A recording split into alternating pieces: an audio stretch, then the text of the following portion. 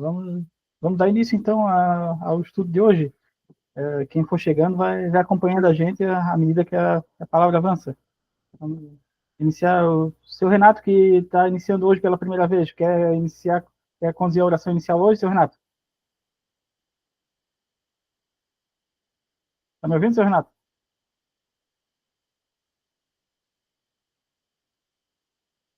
Tá me ouvindo, Marcos? Agora estou ouvindo, senhor.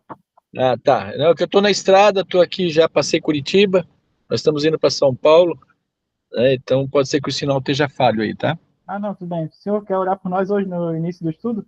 Vamos lá, vamos lá. Pai querido, Pai amado, nós te agradecemos por essa noite, Pai, que o Senhor venha falar conosco a palavra que realmente precisamos, Pai. Confronta nós, sonda os nossos corações, Pai. Fale com nós nessa noite, Pai. Abençoe a palavra que vai ser dita, que é a tua palavra, Pai. Pai, nós te agradecemos. Proteja cada um, abençoe cada um com a tua palavra, Pai. Em nome de Jesus, amém. Amém. Então, dando continuidade ao estudo, na semana passada, nos capítulos 7 e 8, a gente viu o início e o fim do dilúvio. A gente pode dizer que o capítulo 8, onde a gente parou, foi o capítulo das lembranças. Primeiramente, Deus lembrou de Noé, pondo fim ao dilúvio, e depois Noé lembrou de Deus, tendo como primeiro ato o sacrifício em culto a Deus, honrando a Deus antes de qualquer necessidade dele, colocando Deus em primeiro lugar. E hoje a gente vai dar continuidade à história de Noé, finalizando ela hoje, e à medida que o estudo progredir, se a gente fizer mais capítulo 10 e 11, a gente vai conseguir dar início à Era dos Patriarcas. A gente vai ser apresentado a Abraão hoje. Então, vamos iniciar. Capítulo 9 de Gênesis. Deus abençoou a Noé e seus filhos, dizendo-lhes: sejam férteis e multipliquem-se, e encham a terra. Então, aquele mesmo mandamento que foi dado para Adão lá no início: seja fértil e multiplique-se.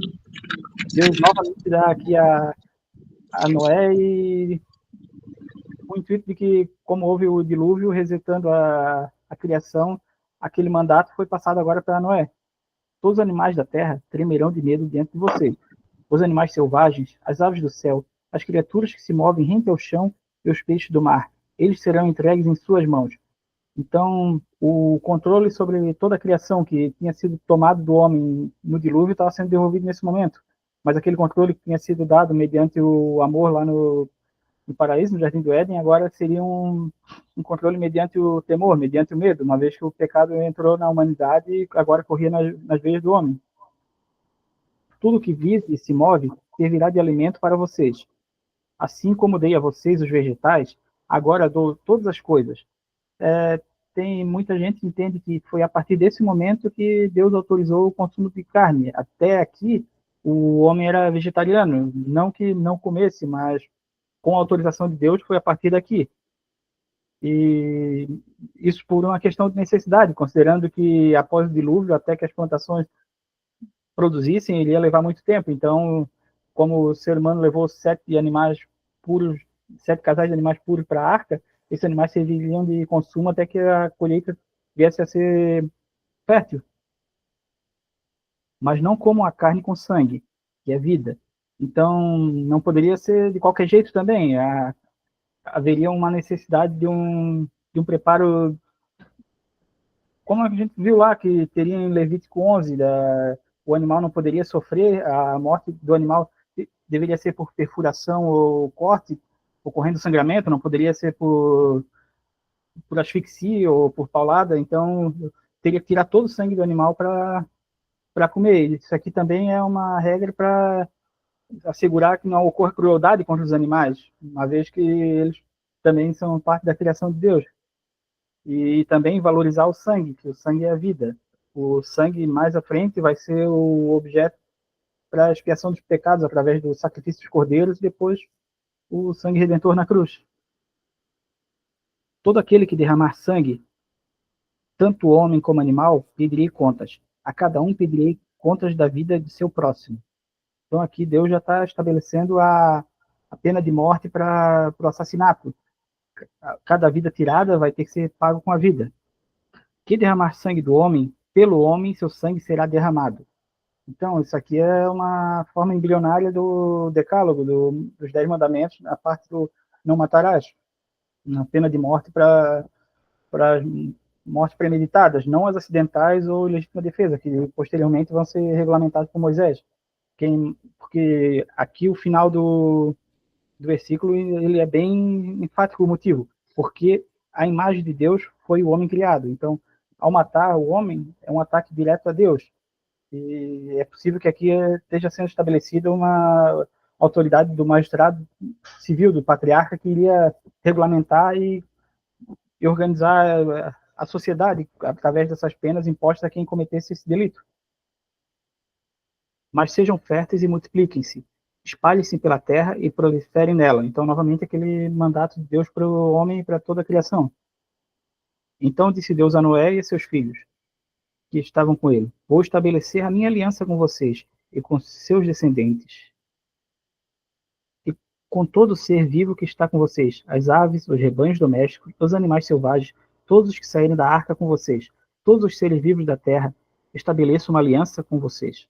Nunca mais será ceifada nenhuma forma de vida pelas águas de um dilúvio. Nunca mais haverá dilúvio para destruir a terra.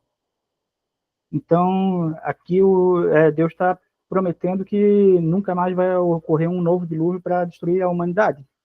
E Deus prosseguiu: esse é o sinal da minha aliança, que estou fazendo entre mim e vocês, e com todos os seres vivos que estão com vocês para todas as gerações futuras. O meu arco que coloquei nas nuvens será o sinal da minha aliança com a terra.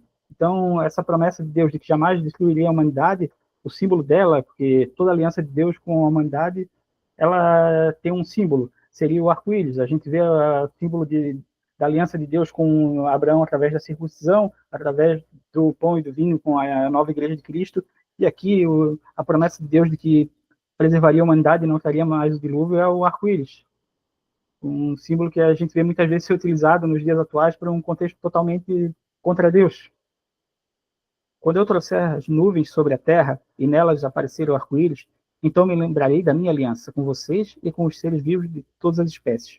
Nunca mais as águas se tornarão um dilúvio para destruir toda forma de vida. Toda vez que o arco-íris estiver nas nuvens, olharei para ele e me lembrarei da aliança eterna entre Deus e todos os seres vivos de todas as espécies que vivem na terra. Então, Deus utilizou um fenômeno natural, a refração da luz na água depois da tempestade, para ser o memorial dele, o símbolo dele. E meio a rumores de extinção da humanidade, seja por uma pandemia, seja por um degelo das calotas polares, guerra nuclear, a gente tem que ficar em paz com tudo isso, porque Deus não vai permitir que a humanidade seja totalmente aniquilada até que venha a derradeira volta de Cristo. E, concluindo, disse a Noé: esse é o sinal da aliança que estabelecerei entre mim e toda forma de vida que há sobre a terra. Então, Deus firmou esse pacto e a gente viu no capítulo anterior Deus mostrando um arrependimento do dilúvio e prometendo que nunca mais faria, mas isso ficou só entre Deus. Aqui a gente vê uma declaração pública dele para Noé, de que a humanidade poderia ficar tranquila quanto a isso, que o dilúvio nunca mais aconteceria. Lembrando que lá em 2 Pedro 3, do 6 ao 7, é dito que confirma isso, que não haveria mais destruição por dilúvio, mas a próxima seria por meio do fogo. Aí agora a gente vai para uma genealogia dos filhos de Noé. Os filhos de Noé saíram da arca, foram Sem, Cã e Jafé. Cã é o pai de Canaã. Esses foram os 3 filhos de Noé. A partir deles, toda a terra foi povoada. Então, lembrando que, como toda a humanidade foi aniquilada no dilúvio, a nova geração que iria repovoar a terra seriam esses filhos de Noé. Noé, que era agricultor, foi o primeiro a plantar uma vinha.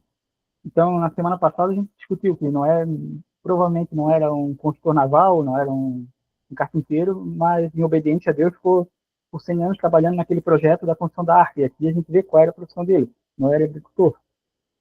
E ele plantou uma vinha. E isso aqui provavelmente levou um certo tempo para acontecer, porque uma vinha para ser plantada do zero, semeada até colher, leva de uma média de 2 a 3 anos, dependendo do clima. E Noé fez essa plantação aqui da vinha. Bebeu do vinho, embriagou-se e ficou nu dentro da tenda.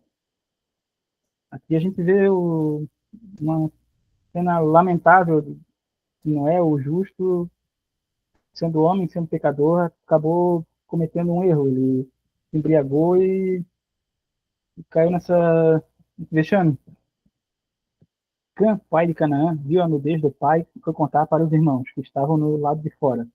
Mas Sem e Cã e Jafé pegaram a capa, levaram-na sobre os ombros e, andando de costas para não verem a nudez do pai, o cobriram.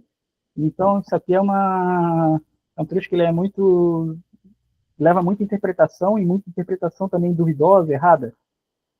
Qual foi o erro de Cã? O que ele fez aqui?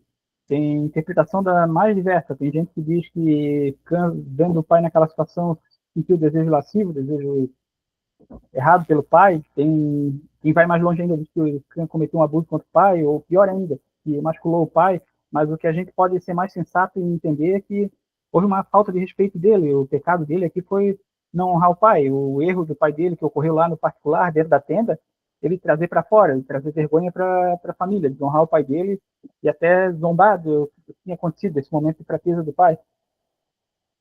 Quando Noé acordou do efeito do vinho e descobriu que seu filho caçula lhe havia feito, lhe disse: Maldito seja Canaã, escravo de escravos será para os seus irmãos.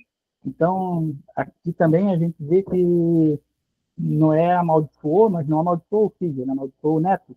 Então, é possível que realmente ocorreu muitos anos depois disso, a ponto dos filhos de Noé já terem filhos e Noé já ser avô.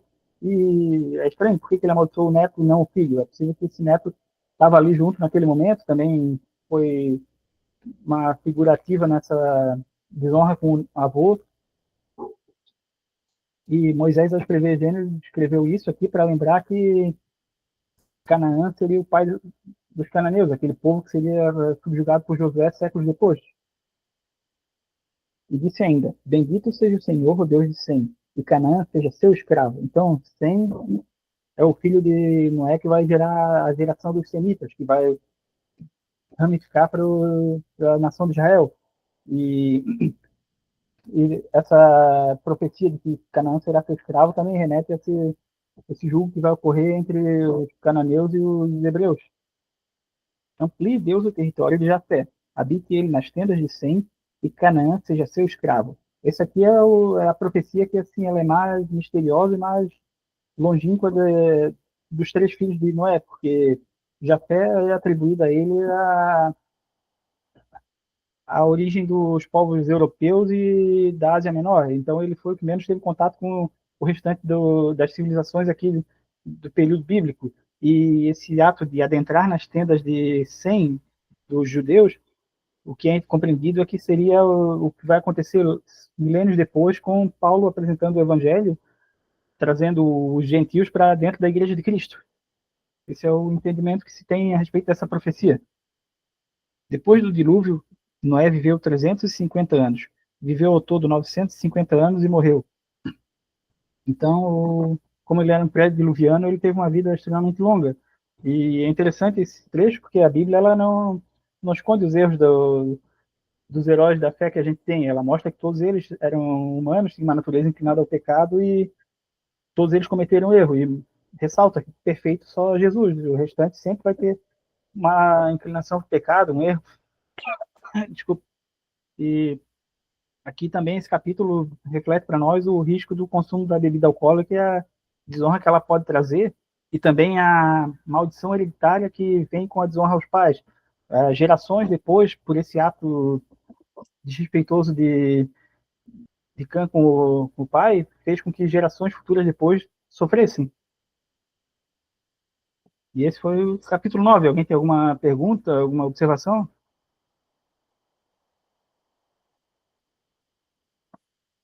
Então vamos seguir adiante. A gente vai se deparar com mais um capítulo de genealogia, um dos mais longos de todos, mas ele é bem importante e ele é muito relacionado com o que a gente viu antes, e ele vai conectar com o início da história de Abraão. Como houve a aniquilação de toda a população, como eu falei anteriormente, toda a população da Terra seria repovoada com esses três descendentes de Noé, e esses três iriam ser pais de várias nações. Esse capítulo aqui ele é intitulado como o catálogo das nações, na maioria das Bíblias, ou origem dos povos. E aqui vamos ver 70 pessoas, lugares e grupos mencionados. Considerando que os descendentes de Jafé vão migrar para a área norte e nordeste, ocupando parte da Ásia Menor e da Europa. Os descendentes de Cã vão para o sul e sudoeste, ocupando parte da África e da Península Arábica. E os semitas, os descendentes de Sem, vão migrar para o sul, mas para o sudoeste, Mesopotâmia e norte da Arábia. Todo mundo conhecido foi ocupado por essa descendência. E isso aqui foi escrito por Moisés para explicar a origem de alguns povos que futuramente iriam ser inimigos de Israel. E que todas as linhagens do mundo descendem de um mesmo pai. Todos nós somos descendentes de Noé. Então vamos iniciar. Esse é o registro da descendência de Sem, Cã, Jafé e os filhos de Noé. Os filhos deles nasceram depois do dilúvio. Esses foram os filhos de Jafé: Gomer, Magog, Madai, Javã, Tubal, Meseque e Tirás. Esses foram os filhos de Gomer: Askenaz, Rifate, Torgana. Esses foram os filhos de Javã: Elisá, Tardis, Quitim, Rodanim. Deles procederam os povos marítimos, os quais separaram de seu território, conforme sua língua, cada um segundo seus clãs e suas nações. Então, como eu falei antes, os povos descendentes de Jafé iriam migrar para a região da Europa e cruzando o mar Mediterrâneo. E aqui é interessante que a gente já ouve falar de línguas e nações. Então, tudo isso que ocorreu em paralelo com a queda da Torre de Babel e a confusão das línguas. Agora o versículo 6, os canitas. Esses foram os filhos de Cã: Cuxi, Misraim, Fute, Canaã. Esses foram os filhos de Cuxi: Eba, Avilá, Rabdá, Raamá, Sebtecá. E esses foram os filhos de Ramá: Sabá e Dedá. Cuxi gerou também Nimrod, o primeiro homem poderoso da terra. Ele foi o mais valente dos caçadores, e por isso se diz valente como Nimrod. Aqui a gente vê o surgimento de uma figura bem importante na narrativa bíblica, Nimrod. Ele foi considerado o primeiro pós-dilúvio, o primeiro grande imperador que dominou toda a região. E essa expressão aqui, ele chegou ao ponto de criar um sinônimo, valente como Nimrod. Esse sentido de valente caçador é que ele era oposto a Deus, ele foi o inaugurador das cidades pós-dilúvio e da idolatria. No princípio de seu reinado, abrangia Babel, Ereque, Acade e Calné, na terra de Sinear. Dessa terra, ele partiu para a Síria, onde fundou Nínive, que a gente vai ver futuramente com Jonas, Reobed, Ir, Calá e Resem, que fica em Nínive e Calá, a grande cidade. Então ele tinha o império dele, tinha a região, e ele era um imperador expansionista. Ele foi ganhando território aos poucos, ele ia ganhando poderio, vencendo guerras e ficou com um império bem grande. Misraim gerou os Luditas e os Anamitas, os Leabitas, os Naftulitas, os Patrucitas, os Calucitas, nos quais se organizaram os filisteus e os caftonitas. Então, os filisteus também é aquele povo que a gente vai ver lá no período de Juízes, no período pré-monarquia, dando bastante trabalho para o povo de Israel. Canaã gerou Sidom, filho mais velho, e Et, como também os Jebuseus, os Amorreus, os Gigazeus, os Eveus, os Arqueus, os Sineus, os Arvadeus, os Zemareus e os Emateus. Então, esse bando de Eus aqui também é aquele povo que vai estar lá em Canaã, quando Deus diz para Moisés que a terra está ali diante deles, mas eles precisam expulsar esse povo dali. Então, esse bando de Eu, que só faltou o fariseu para completar toda a curva de rio, estavam lá diante deles. Moisés colocou aqui para o povo entender: ó, esses aí que vocês estão enfrentando, de onde vem? Posteriormente, os clãs cananeus se espalharam. As fronteiras de Canaã estendiam-se desde Sidom, ia até Gerar e chegavam até Gaza, e lá prosseguiam até Sodoma e Gomorra, Admá e Zeboim, chegando a Laza. Esses são os descendentes de Cã, conforme seus clãs, línguas, territórios e nações. Agora a gente vai para a linhagem de Sem, os semitas. Lembrando que nós temos os semitas, hebreus, judeus. Vai ter um afunilamento.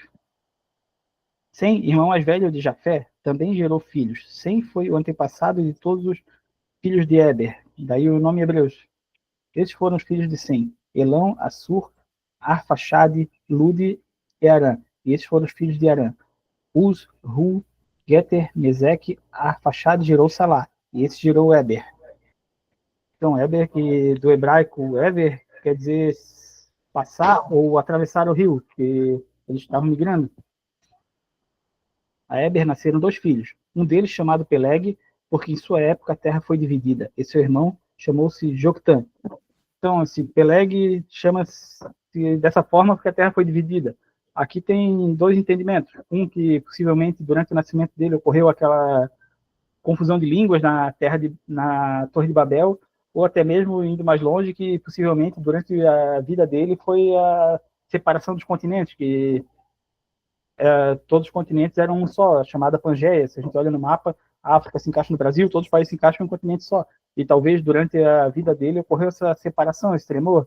Até tem quem defenda isso, misturando, unindo teologia e ciência, dizendo que foi realmente um ato violento e rápido, não como alguns cientistas dizem que foi lento, porque eles comparam até a colisão de um automóvel com a Cordilheira dos Andes, a forma que a montanha se formou, não pode ter sido algo muito lento.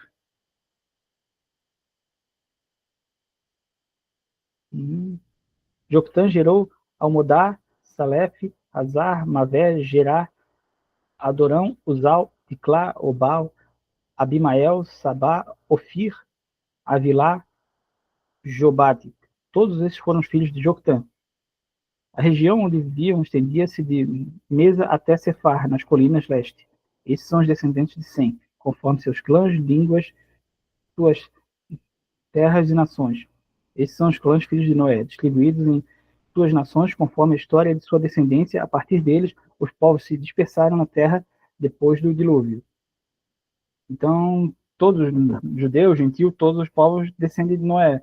Eu vou anexar, para ficar mais claro no nosso grupo lá, uma tabela que eu fiz com todos esses filhos e todas as nações que descenderam deles, para ficar mais fácil de entender, que aqui é uma lista de nomes que eu acho que quem vai ter filho não vai querer dar nenhum nome desses para eles, provavelmente. Aqui alguma pergunta?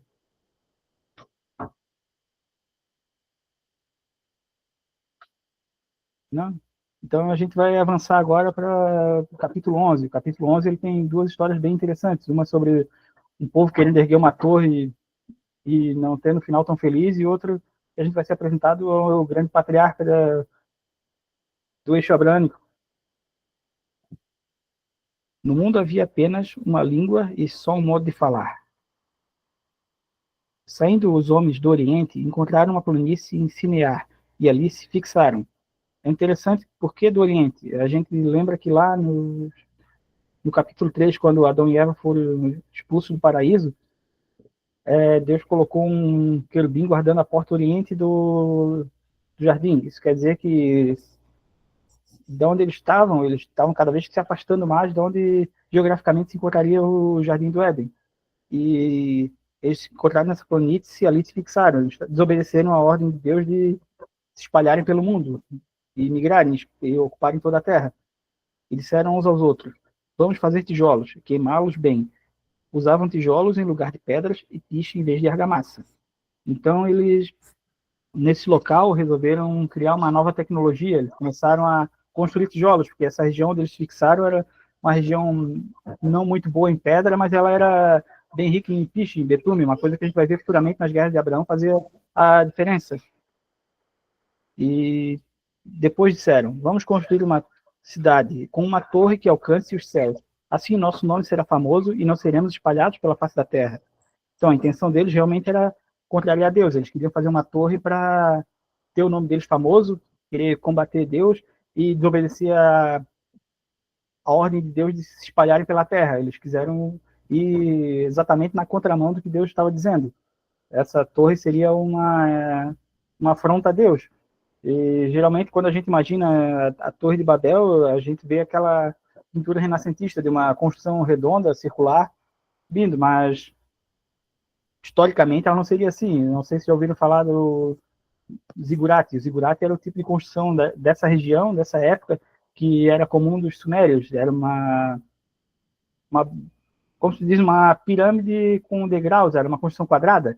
E a arqueologia encontrou uma pirâmide que acredita que seja a Torre de Babel, que ela é chamada do Zigurat de Marduk.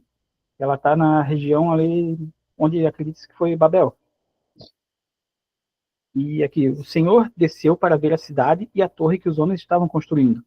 Então, Moisés provavelmente estava de muito bom humor quando escreveu isso aqui. Ele até teve um certo sarcasmo, porque aquela torre que era para ser tão alta, chegar aos céus, concorrer com Deus, era algo tão insignificante que Deus precisava se abaixar, descer para ver o que eles estavam fazendo ali. Então, o homem nunca vai alcançar Deus. Não importa o que ele queira fazer, o quanto ele queira ser famoso, ele está fadado ao fracasso. E disse o Senhor: eles são um só povo e falam uma só língua. E começaram a construir isso. Em breve, nada poderá impedir que planejem fazer. Venham, desçamos e confundamos a língua que falam, para que não entendam mais uns aos outros. E aqui Deus até mesmo repetiu o que eles disseram. Disseram: venham, vamos se juntar. E Deus disse: venham, desçamos e confundamos a língua deles. Então, é a expressão utilizada para até mesmo ter um eco do que eles fizeram e o que Deus fez. E a confusão de línguas aqui vai resultar na incapacidade deles de dar continuidade a essa obra.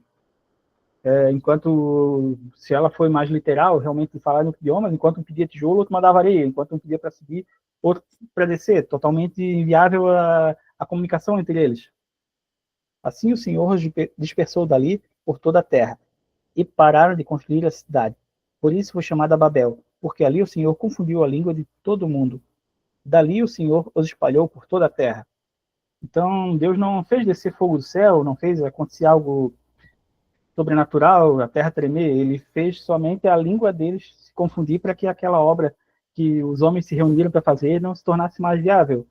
E o relato de Babel tem vários relatos semelhantes na Suméria, ali na região, que falam sobre os deuses mandando construir uma torre e a humanidade construindo e para adorar esses falsos deuses e depois ocorrendo um castigo. Eu também vou anexar esse material lá no grupo para vocês verem. E um outro paralelo muito interessante que a gente vê aqui, Babel foi construída por homens, colocando o nome deles contra Deus. Homens que falavam a mesma língua se uniram contra Deus.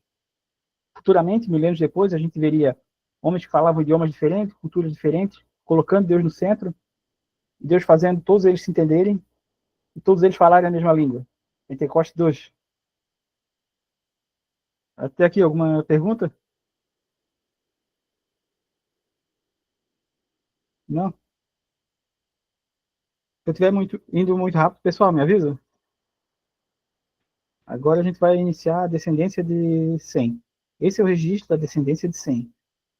2 anos depois do dilúvio, aos 100 anos de idade, Sem gerou Arfaxade. Depois de ter gerado Arfaxade, Sem viveu 500 anos, gerou outros filhos e filhas. Aos 35 anos, Arfaxade gerou Salá. Depois que gerou Salá, Arfaxade viveu 403 anos, gerou outros filhos e filhas. Aos 30 anos, Salá gerou Éber. Depois que gerou Éber, Salá viveu 403 anos, gerou outros filhos e filhas. Aos 34 anos, Éber gerou Peleg. Depois que gerou Peleg, Éber viveu 430 anos, gerou outros filhos e filhas. Aos 30 anos, Peleg gerou Reu. Depois que gerou Reu, Peleg viveu 209 anos, gerou filhos e filhas. Aos 32 anos, Reu gerou Serug. Depois que gerou Serug, Reu viveu 207 anos, gerou outros filhos e filhas. Aos 30 anos, Serug gerou Naor. Depois que gerou Naor, Serug viveu 200 anos, gerou outros filhos e filhas. Aos 29 anos, Naor gerou Terá. Depois que gerou Terá, Naor viveu 119 anos e gerou outros filhos e filhas. Aos 70 anos, Terá havia gerado Abraão, Naor e Arã. O que a gente vê aqui de interessante? A gente vê no início um personagem vivendo 500 anos e ao final aqui outros vivendo uma centena só, 119 anos. Aquela sentença dada por Deus lá no capítulo 5, de que o homem passaria a viver só 120 anos, foi gradativa, não foi uma coisa imediata. A cada geração passou a viver menos. E esse relato ele é bem simples, ele é bem sucinto para introduzir a geração de Abraão aqui. E essa é a história da família de Terá. Terá gerou Abraão, Naor e Arã. Arã gerou Ló. Arã morreu em Ur dos Caldeus, terra natal, quando ainda vivia, terá seu pai. Aqui a gente vê uma história interessante. Abraão tinha 3 irmãos, o pai de Ló, o Arã, faleceu. Aqui não conta a história, a Bíblia não relata o motivo do falecimento. Mas a cultura judaica, o Talmud e o Midrash, eles contam uma história muito interessante sobre isso que até mesmo reforça e deixa muito rica a história de Abraão. Ela conta que primeiro a gente lá em Josué 24, 1 e 2, entende que a família de Abraão era toda idólatra. Eles adoravam esses deuses sumérios, pagãos, mas Abraão, ele não, ele era uma pessoa diferente. Tem alguns que defendem que ele era monoteísta, outros que defendem que ele era monálatra. O que seria a diferença? O monoteísta, ele acredita na existência de um só Deus. O monálatra, a monolatria, acredita que existem vários deuses, mas resolve seguir só um.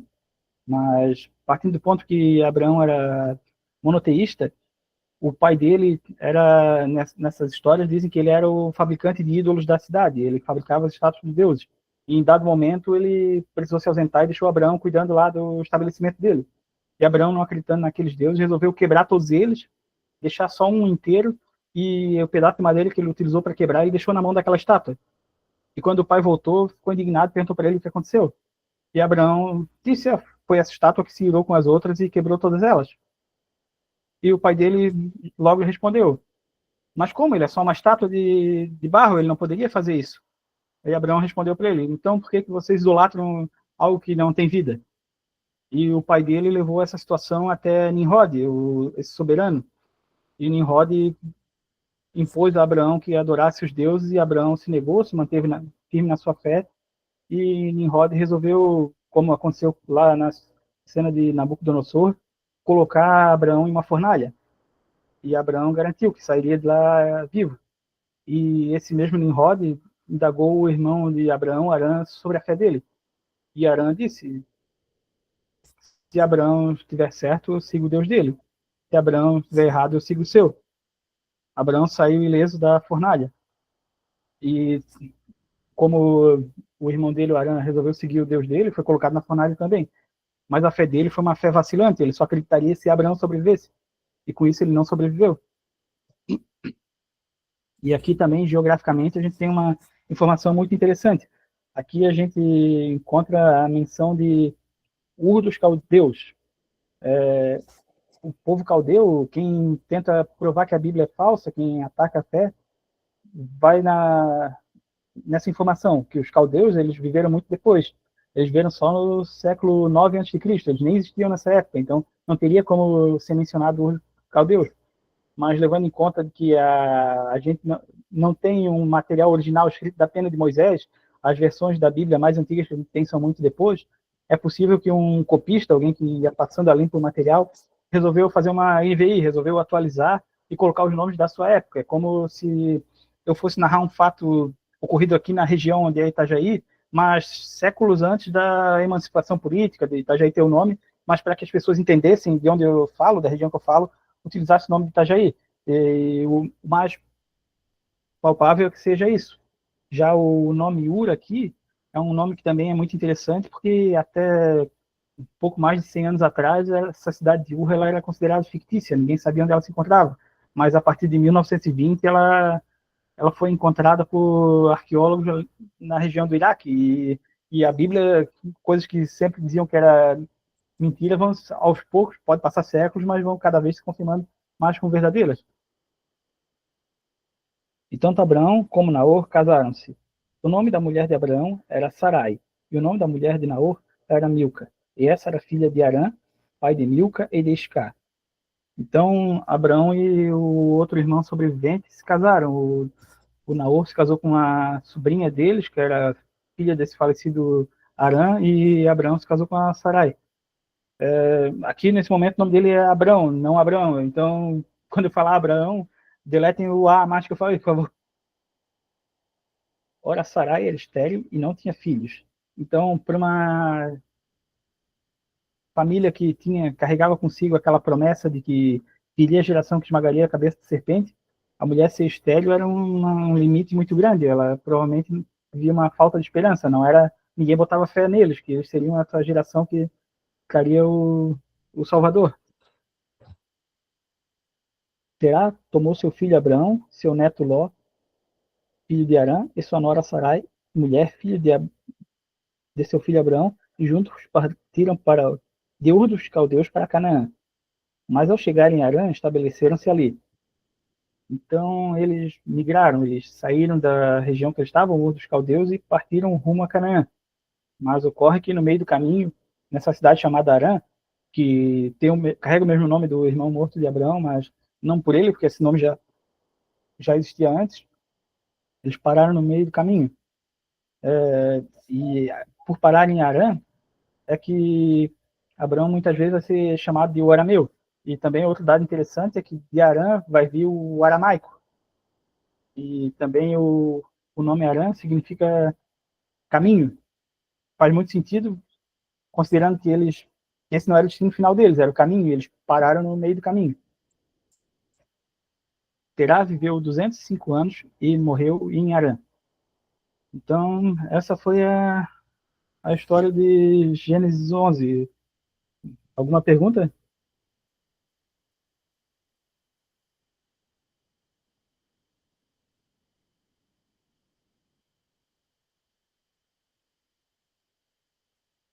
Não, pessoal? Então, acho que concluímos o estudo de hoje. Quero concluir deixando uma passagem para vocês de Abacuque 2,14. Mas a terra se encherá do conhecimento da glória do Senhor, como as águas enchem o mar. Lembre-se disso e vamos nos encontrar novamente na semana que vem. Agora iniciando a era dos patriarcas. Obrigado a todo mundo pela participação. Até semana que vem. Valeu, valeu. Até mais. Obrigada, valeu, boa noite. Obrigado, Marcos. Nada. Tudo bem, por todas as informações aí.